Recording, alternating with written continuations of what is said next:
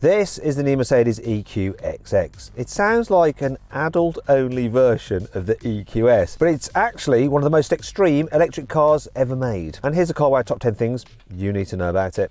Buying a new car? Then head to Carwow, and my team will help you find your next car at a fair price. Carwow, your one-stop car buying comparison site.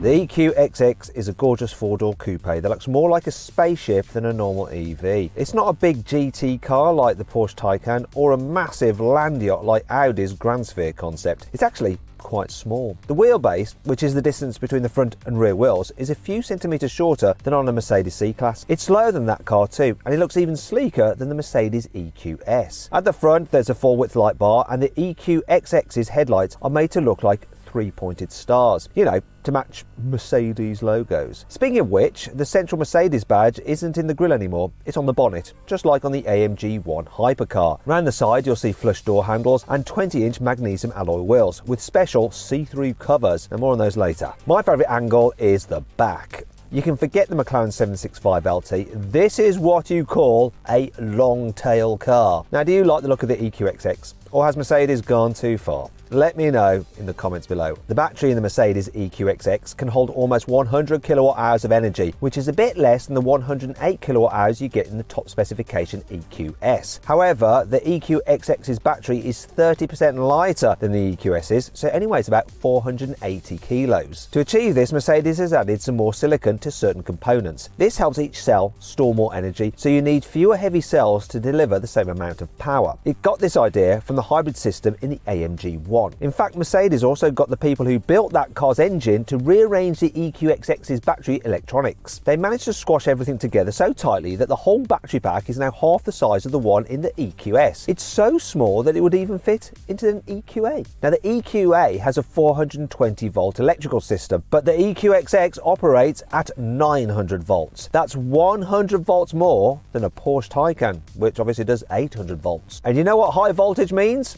It means fast charging. And so the Mercedes might be aiming to beat the Porsche Taycan's 270 kilowatt maximum charging rate with its next generation EVs. You could even be getting 300 kilowatts. The EQXX has more than 620 miles of range, which is over 1,000 kilometers for all you metric people. That's more than 215 miles further than you can drive in a Tesla Model S, and more than 165 miles further than you can go in a Mercedes EQS. In fact, it's enough to drive from Paris to Berlin on a single charge. But Mercedes is playing the long game with the EQXX. It knows people won't really care about total range in the future because there will be loads more fast chargers dotted about the place. After all, you don't care about the total range of your petrol or diesel powered car, do you? Because there are filling stations everywhere. You care about your miles per gallon instead, your economy. And Mercedes reckons everyone will start caring about miles per kilowatt hour in their EVs soon. To give you an idea of how much you can do with a kilowatt hour, well, 1 kilowatt hour will power your 50-inch LED TV for about 10 hours. Put that same kilowatt hour in the EQXX and you can drive for just over 6 miles. That's about 50% further than you can go on 1 kilowatt hour in most normal electric cars today. Although I did recently test an EQS by driving it until it almost died, and I only managed to get about 2.2 miles per kilowatt hour. Some of that driving was on a racetrack though, to be fair. Now, if you want to see my in-depth review where I test the Mercedes EQS against the S-Class, click on the pop-out banner appearing in the top right-hand corner of the screen, or there is a link in the description below the video if you want to use that instead.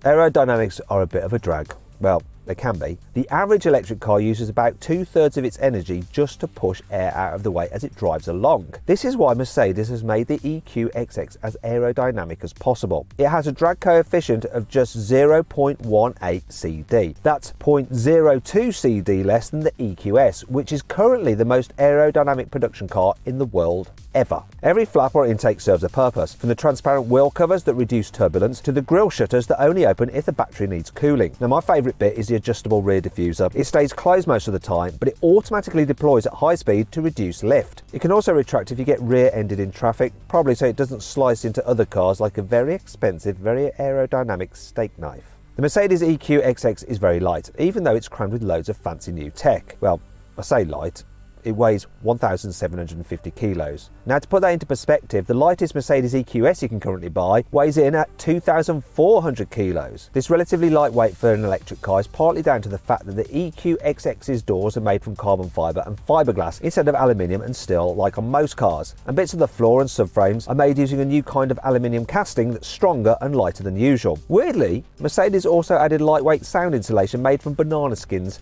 chicken bones and nappies. Basically, recycled household waste. I hope it's good at insulating smells too, because that could be pretty awful, couldn't it? Anyway, Mercedes also got help from its Formula One division, which designed a battery case made from carbon fibre and sugarcane waste. Another cool feature are the lightweight brake discs, which are made from aluminium instead of steel. These have a special coating which help reduce brake dust by up to 90%, so that should help keep those wheel covers looking nice and clean. The EQXX looks ultra sleek, so you'd expect it to come with multiple electric motors, loads of horsepower and do 0 to 60 miles an hour in less than 3 seconds, right? No. Mercedes has focused on efficiency for this car, not performance, so the EQXX only has a dinky 204 horsepower motor. That's only slightly more than you get in a 190 horsepower EQA. Mercedes hasn't said how quick the EQXX is, but it's much lighter and more aerodynamic than the EQA, so it should do 0 to 60 miles an hour quicker than that car. Probably in around 6 or 7 seconds. However, if you want to watch some of the fastest electric cars drag race, which I'm sure you do, click on the pop-out banner appearing in the top right hand corner of the screen or the link in the description below to watch one of my favourite drag races with EVs. If you thought the hyperscreen infotainment system in an EQS was cool, check out the screen you get in the EQXX. It's a massive 8K full width display that's bigger than any screen in any Mercedes ever.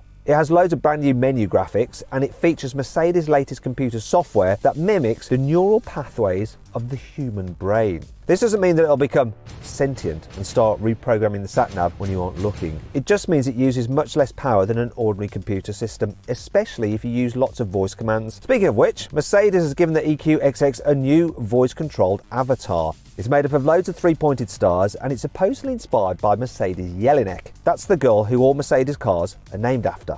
The Mercedes EQXX isn't just battery powered, it also has 117 roof-mounted solar panels. These aren't there to drive the motor, but they can power the car's heating and infotainment systems. This takes some of the strain out of the main battery, which helps boost the car's range. Mercedes reckons that these solar panels can give you about 15 miles of extra range per day, so long as it doesn't rain. Now, if you want to see exactly how far you can drive an electric car, click on the pop-out banner in the top right-hand corner of the screen or follow the link in the description below to watch my latest range test video where I drive a bunch of EVs until they die. Anyway, back to the EQXX. Now, Mercedes is claiming that the car's interior is vegan because you won't find any animal products in its cabin. Not a sausage, literally. Though, you might find some chicken bones in the insulation. Anyway, check out the seats. They're trimmed with fake leather, made from polyurethane and crushed cactus fibres. I hope they took the spikes off first. Some of the details in the seat base also contain faux leather made from mushroom roots. The door pulls are made out of synthetic silk, so they should feel lovely and be really strong. And all the carpets are made out of 100% bamboo fibre. And to save on unnecessary material, you won't find any stuck-on trim pieces anywhere. Even the door and floor panels are made from recycled plastic bottles. The EQXX isn't going into production. Oh dear. It's a big teaser on wheels that shows you what future Mercedes electric cars could be like. So you might get to see bits of its design, battery technology and infotainment system in forthcoming Mercedes cars in the future. Speaking of which, make sure you subscribe to Carwow so you're notified whenever we publish a video on any of those cool electric cars.